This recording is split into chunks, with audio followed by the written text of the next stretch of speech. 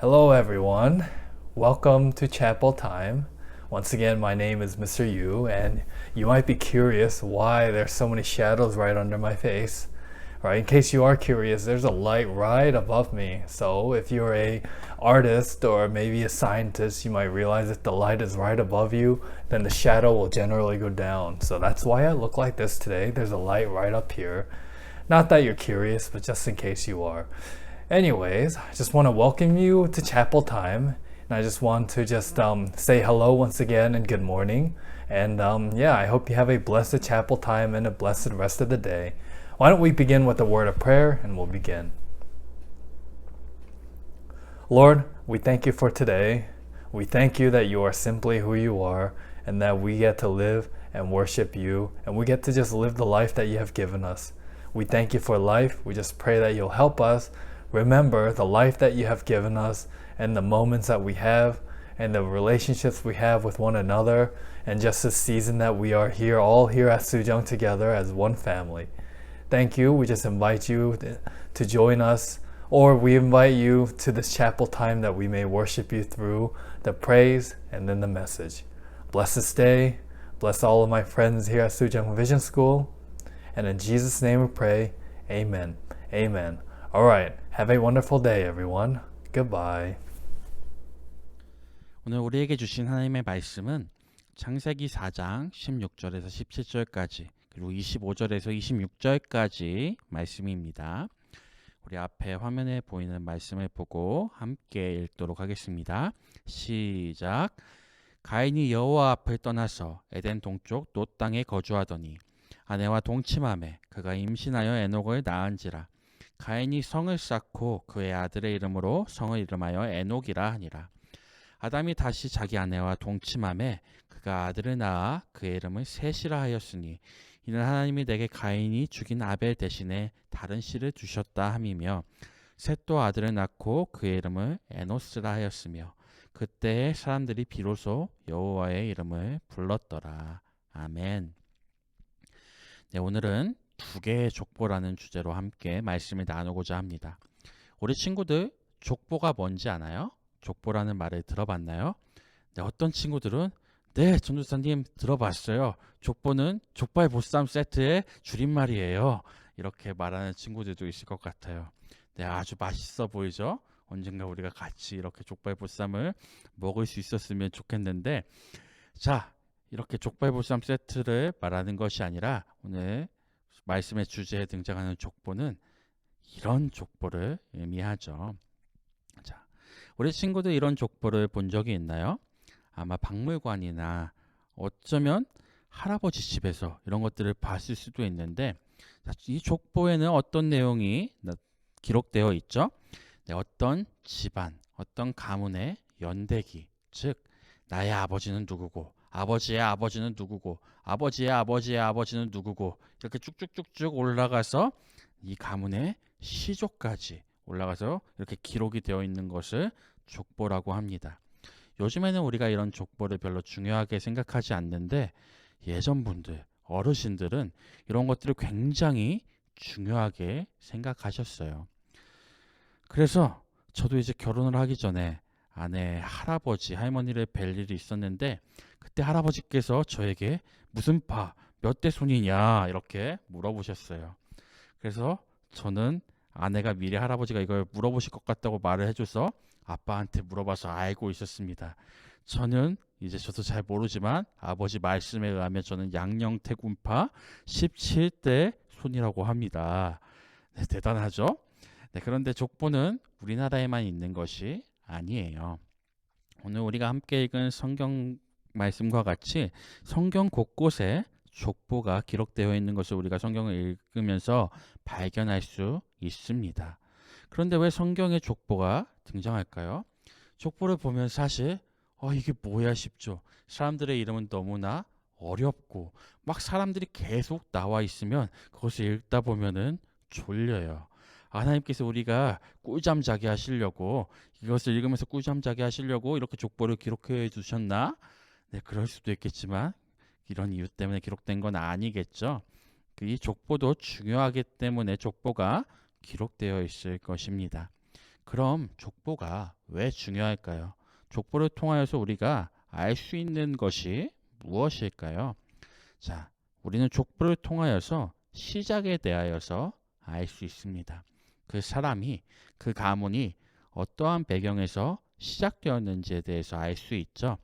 그리고 족보를 보면은 그냥 단순히 이름만 기록되어 있는 경우도 있지만 그 옆에 그 사람이 이러이러한 사람이었다. 그 사람은 이러이러한 일을 했다. 이렇게 기록되어 있는 경우도 있습니다. 이런 내용들을 통하여서 우리는 역사를 통한 교훈을 얻을 수 있습니다. 족보를 통하여서 우리는 이러한 것들에 대해서 알 수 있어요. 오늘 우리가 함께 읽은 말씀에 나오는 족보를 통하여서도 우리가 이러한 것들에 대해서 살펴볼 수 있습니다. 자, 오늘 우리가 읽은 말씀에는 말씀의 주제와 같이 두 개의 족보가 등장하는데요. 자, 최초의 인간, 하나님께서 창조하신 최초의 인간 두 명이 누구죠? 아담과 하와입니다. 우리 친구들이 다 잘 알 거예요. 그런데 이 두 사람에게는 아들이 있었어요. 첫 번째 아들은 가인, 두 번째 아들은 아벨입니다. 그런데 아까도 나눴다시피 가인은 아벨을 죽이고 말죠. 가인과 아벨이 둘 다 하나님 앞에 제사를 드렸는데 하나님께서 아벨 제사만 받으시자 가인이 너무 화가 나서 아벨을 죽이고 말았어요. 그런데 하나님께서는 또 다른 아들을 아담과 하와에게 주십니다. 세 번째 아들이죠. 그래서 이름이 셋입니다. 네, 세 번째라서 셋은 아니지만 그렇게 생각하면 우리가 외우기가 쉽겠죠. 자, 세 번째 아들 셋을 주시는데 오늘 우리가 함께 읽은 말씀에는 바로 이 가인의 족보와 셋의 족보가 등장해요. 자, 이 둘의 족보가 등장하는데 이 둘은 조금 다른 선택을 합니다. 우리가 먼저 가인의 족보에 대해서 한번 살펴보도록 하겠습니다. 16절, 17절 말씀 우리 같이 읽어보도록 하겠습니다. 시작. 가인이 여호와 앞을 떠나서 에덴 동쪽 놋 땅에 거주하더니 아내와 동침하매 그가 임신하여 에녹을 낳은지라. 가인이 성을 쌓고 그의 아들의 이름으로 성을 이름하여 에녹이라 하니라. 아멘. 네, 여기를 보면은 가인의 족보의 시작인데 가인이 무엇을 했다라고 기록이 되어 있나요? 네, 성을 쌓았다. 그렇게 기록이 되어 있어요. 자, 성이 무엇인지 우리 친구들 다 알죠? 네, 이런 것들을 성이라고 합니다. 물론 가인이 쌓은 성이 이런 모습은 아니었을 수 있지만 그래도 튼튼하게 성을 쌓았을 것이에요. 그런데 왜 성을 쌓을까요? 성을 쌓으면 좋은 일이 무엇이 있죠? 네, 멋있어요. 그런데 이 멋있는 것보다 더 중요한 것은 성을 쌓음으로 인해서 그 성 안에서 보호받을 수 있다는 것이에요. 내가 안전해질 수 있다는 것이죠. 가인도 이렇게 안전해지기 위하여서 성을 쌓았을 것이에요. 그럼 안전해지는 게 잘못된 것인가? 아니요, 좋은 거죠. 그러면 우리는 생각할 수 있어요. 가인이 성을 쌓은 것은 잘한 일이 아닌가? 가인은 훌륭한 일을 했구나. 이렇게 생각할 수도 있어요. 그런데 안타깝게도 가인이 성을 쌓은 것은 잘했다기보다 훌륭한 일이라기보다 부정적인 의미를 가지고 있습니다. 가인이 성을 쌓았다는 것은 가인은 하나님을 떠난 삶을 살기로 정했다는 것을 의미하고 있어요. 자, 우리 친구들이 잘 알다시피 가인은 하나님께서 동생 아벨의 제사만 받으시고 자신의 제사는 받으시지 않자 화가 나서 들판으로 나가서 동생을 죽이고 말죠. 그래서 하나님께서는 가인에게 벌을 내리십니다. 이 말씀과 같은 벌을 내리세요. 너는 땅에서 떠돌게 될 것이다. 이전에는 너가 농사를 지었지만 이제는 그러한 삶을 살지 못하고 너는 떠돌아다니게 될 것이다. 이런 벌을 내리셔요. 그런데 가인이 하나님 앞에 말해요. 이 벌이 너무나도 무겁습니다. 하나님, 제가 계속해서 떠돌아다닌다면 그곳에 있는 사람들이 저를 수상한 사람으로 여기고 저를 죽이려고 할 텐데 그럼 어떻게 합니까? 이렇게 말하자 하나님께서는 15절 말씀과 같이 가인에게 표시를 해주셔서 가인이 누구를 만나든지 그 사람이 가인을 죽이지 못하도록 해주세요. 가인에게 벌을 내리시기도 했지만 동시에 가인에게 표시를 해주신 그러한 은혜 또한 가인에게 베풀어 주신 것이에요. 그렇다면 하나님께서 가인에게 원하셨던 것은 무엇이었을까요? 왜 가인을 보호하여 주셨을까요? 하나님께서 가인에게 원하시는 것은 바로 이런 것이었을 겁니다. 가인이 회개하고 하나님께로 돌아오길, 이러한 삶을 살게 하나님께서는 가인에게 원하셨을 것이에요. 하지만 가인은 하나님의 이러한 마음을 알지 못하고 자신이 죄를 지었음에도 보호해 주시는 하나님의 은혜를 알지 못하고 자신만을 위한 성을 쌓기 시작합니다. 성을 쌓는 것은 나는 이제 하나님의 도우심이 필요 없어요. 하나님 나를 보호해 주실 필요 없어요. 하나님 저에게 신경 쓰지 마세요. 제가 알아서 살게요. 이러한 삶을 산다는 것을 의미해요. 그리고 가인은 자신만 이러한 삶을 산 것이 아니라 가인의 후손들까지 가인의 모습과 같이 하나님을 떠난 삶을 살게 됩니다. 그래서 가인의 족보는 하나님을 떠난 사람들의 족보예요. 그런데 오늘 가인의 족보 말고 또 하나의 족보가 나왔죠. 네, 세 번째 아들 셋의 족보였는데 셋은 이와 다른 선택을 합니다. 자, 26절 말씀 아래에 있는 쉬운 성경의 번역으로 우리 함께 읽어보도록 하겠습니다. 시작. 셋도 역시 아들을 낳고 아들의 이름을 에노스라고 지었습니다. 그때부터 사람들은 여호와의 이름을 부르며 예배를 드리기 시작했습니다. 아멘. 조금 전에 가인은 성을 쌓는 선택을 했죠. 하지만 셋은 아들을 낳고 그들과 함께 어떤 일을 하기 시작하나요? 네, 예배를 드리기 시작합니다. 셋은 예배를 드리는 선택을 한 것이에요. 즉 하나님을 따르는 삶을 살길 선택한 것이죠. 네, 정반대의 선택입니다. 성을 쌓은 가인, 하나님을 예배하는 셋. 셋이라고 자신을 위한 성을 쌓고 싶지 않았을까요? 성을 쌓으면 좋다는 것을 알지 못했을까요? 그렇지 않을 것이에요. 셋도 성을 쌓고 싶었을 수 있어요. 하지만 셋에게 더 중요한 것은 나와 함께 하시며 나를 보호하신다는 하나님을 의지하는 것이었어요. 하나님께서 그런 분이심을 알고 하나님께서 보호하시기에 먼저 하나님을 믿으며 하나님을 예배하는 것이 셋에게는 중요했다는 것입니다. 그래서 셋의 족보는 하나님을 의지하는 자들의 족보입니다. 우리도 이 두 가지 중에 한 가지의 삶을 살 수밖에 없습니다. 성을 쌓은 가인처럼 하나님보다 다른 것을 의지하며 살아갈 것인가?